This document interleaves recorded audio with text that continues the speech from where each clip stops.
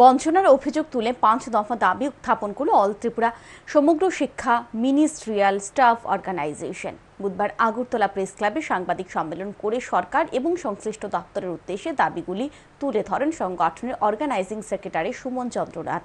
তিনি জানান, গত ১২ জুলাই উত্তর লালছড়ি এসবি বিদ্যালয়ের উদ্দেশ্যে পরিদর্শনে যাওয়ার সময় বাইকের পেছনে বসা সঙ্গীতা সিনহার নামে সমগ্র শিক্ষার এক কর্মীর মৃত্যু হয়। তিনি সেদিন চলন্ত বাইক থেকে ছিটকে পড়ে যান।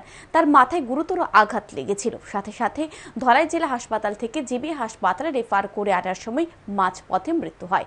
ঘটনার ৬ দিন অতিক্রান্ত হয়ে গেলেও এখন পর্যন্ত রাজ্য সরকারের পক্ষ থেকে কোনো প্রকার সাহায্য ঘোষণা করা হয়নি। তিনি আরও জানান, সমগ্র শিক্ষার অন্তর্ভুক্ত মিনিস্ট্রিয়াল নন টিচিং কর্মীরা দীর্ঘদিন ধরে হতাশায় ভুগছে। দেশের বিভিন্ন রাজ্যে মিনিস্ট্রিয়াল নন টিচিং কর্মীদের নিয়মিতকরণ করা হয়েছে, কিন্তু ত্রিপুরার কর্মীরা এই ধরনের সুবিধা থেকে বঞ্চিত হয়ে চরমভাবে হতাশাগ্রস্ত। আমাদের যে বিভিন্ন দাবি দেওয়া সেগুলি পূরণ হচ্ছে না এবং আমাদের যে স্যালারি সেটাও বছরে ৪০০-৫০০ টাকার মতো বৃদ্ধি হচ্ছে। সেই ক্ষেত্রে আমরা আমাদের পরিবারবর্গ নিয়ে আজকে গভীর উৎকণ্ঠায় আছি এবং আগামী দিনে যাতে আমাদের সমস্ত দাবি দেওয়া মানা হয় এবং রাজ্য সরকারের পক্ষ থেকে একটা বিশেষ উদ্যোগ গ্রহণ করে আমাদের মিনিস্ট্রিয়াল স্টাফ যারা আছে তাদেরকে ভালো একটা অবস্থানে নিয়ে যাওয়া হয়। তার জন্য আমরা মূলত ৫টি দাবি আপনাদের কাছে রাখছি।